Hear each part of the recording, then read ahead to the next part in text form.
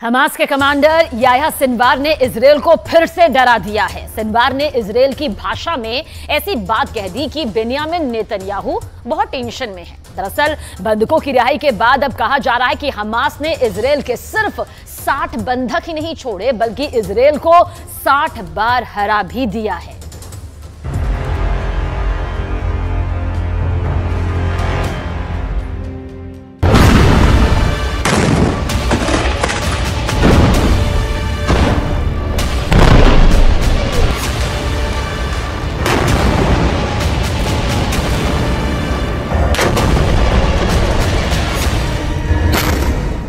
Cease fire टूट गया जब युद्ध विराम बढ़ाने पर हमास और इजरायल राजी हुए तो गाजा में तैनात इजरायली सेना के टैंक और तोपों ने बमबारी कर दी। शेख रदवान इलाके में धमाके हुए और दहशत फैल गई कि युद्ध फिर शुरू हो चुका है।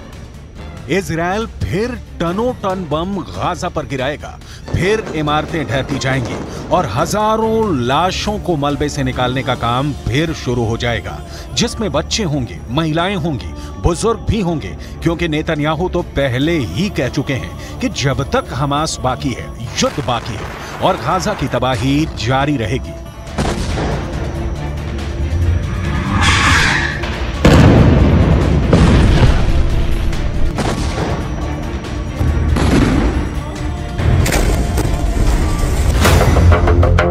यानी सीज फायर की उम्र ज्यादा नहीं है और अब शेख रदवान में हुए हमलों ने बता दिया कि सीज फायर टूट गया है। युद्ध फिर शुरू होगा और हमास इस बार बिल्कुल नहीं बचेगा। लेकिन हमास को इसका डर नहीं, हमास के कमांडर को इसकी फिक्र नहीं, क्योंकि इजरायल की मीडिया में जो खबरें छाई हैं उसने याह्या सिनवार का खौफ एक बार फिर पूरे इजरायल में फैला दिया है। क्योंकि याह्या सिनवार को लेकर जो खबर आई है वो वाकई बहुत चौंकाने वाली है। ये खबर सुरंग से आई है जहां हमास पूरी तरह एक्टिव है। ये खबर हमास के बंधकों ने बताई है, वो बंधक जिनको हमास ने रिहा किया है। और ये खबर नेतन्याहू के लिए बहुत बड़ा सिरदर्द बन चुकी है। हमास के कब्जे से रिहा हुए एक बंधक ने बताया कि जब गाजा में वो एक सुरंग में कैद करके रखे गए थे तब एक दिन अचानक सुरंग का दरवाजा खुला और उनके सामने एक व्यक्ति था जो याह्या सिनवार बताया जा रहा है। वो व्यक्ति इजरायल में बोली जाने वाली हिब्रू भाषा में बात करने लगा और उसने कहा कि तुम सब यहाँ हमास के कब्जे में महफूज हो, तुम लोगों को डरने की कोई जरूरत नहीं, तुम्हें कोई नुकसान नहीं होने दिया जाएगा। उसकी हिब्रू भाषा बोलने का लहजा बिल्कुल एक इजरायली व्यक्ति की तरह था। शुरू में उन्हें लगा कि इजरायल का कोई शख्स उनसे बात कर रहा है, लेकिन फिर एहसास हुआ कि यह हमास का कमांडर याह्या सिनवार ही है। המכונה הצה"לית עובדת במלוא העוצמה. יחיא סינואר מתחבא בבונקר שלו ונותן למפקדי השדה שלו, הטרוריסטים, למות בשטח. אצלנו המפקדים הולכים בראש הכוח, מובילים קדימה, מביאים להישגים ומנהיגים את הכוחות. याह्या सिनवार अब इजरायल के सिर पर चढ़ गया है। इसमें कोई शक नहीं कि गाजा की गलियों में जो युद्ध अब तक हुआ है उस पर याह्या सिनवार की छाप पड़ी हुई है। हमास का एक एक हमला याह्या सिनवार की सरपरस्ती में हो रहा है। ये बात इजरायल की फौज बहुत अच्छी तरह जानती है। नेतन्याहू ने गाजा पहुंचकर पहले ही बता दिया है कि चाहे सीज फायर रहेगा या फिर नहीं, इसका हमास को खत्म करने के उनके एजेंडे पर कोई फर्क नहीं पड़ेगा।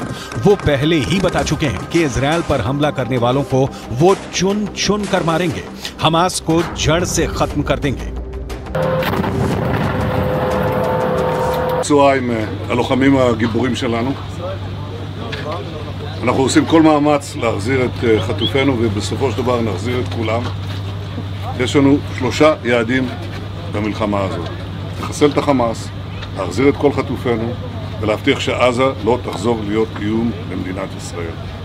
ואני פה להגיד לחברים כאן, ללוחמים כאן, שאומרים לי את אותם הדברים, ואני חוזר ואומר את זה לכם אזרחי ישראל.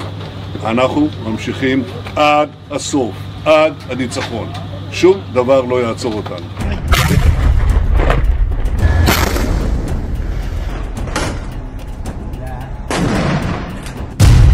यानी हमास का पक्का इलाज होगा, हमास को पूरी तरह खत्म कर दिया जाएगा। इसकी 100% वाली गारंटी नेतन्याहू बार बार दे रहे हैं। गाजा में सीज फायर करके इजरायल को वक्त मिला, उसकी सेना को वक्त मिला, हमास को भी वक्त मिला। दोनों तरफ अपनी ताकत को फिर से जुटाने का काम हुआ होगा ताकि युद्ध के अगले चरण को और खतरनाक बनाया जाए। लेकिन इन सबके बीच सबसे बड़ा चैलेंज याह्या सिनवार बन चुका है। याह्या सिनवार जब तक जिंदा है, नेतन्याहू जीत का दावा नहीं कर सकते।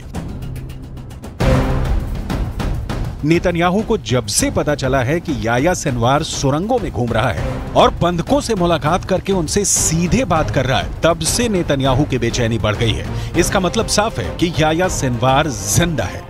याह्या सिनवार युद्ध को कंट्रोल कर रहा है। याह्या सिनवार बता रहा है कि इजरायल का एक एक बंधक उसके रहमो करम पर जिंदा है। यही बात इजरायल को बहुत परेशान कर रही है।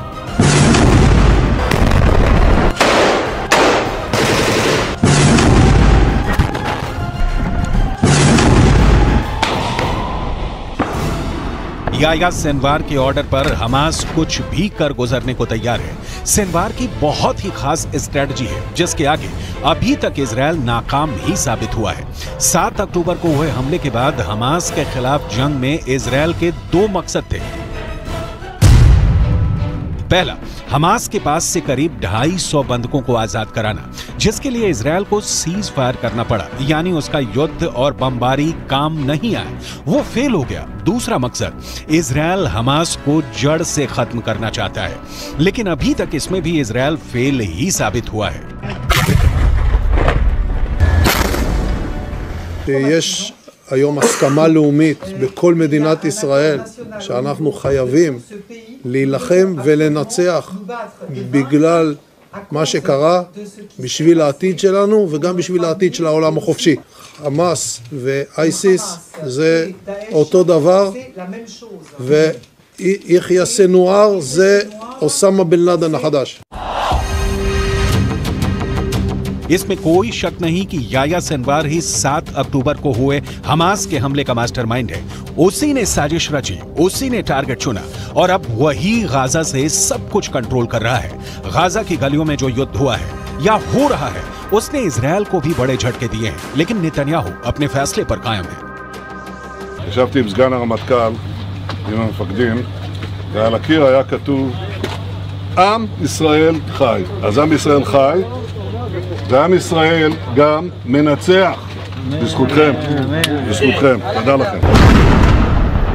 बंधकों को छुड़ाने वाले सीज फायर के बाद वो हमास पर 10 गुना तेज हमला करेगा।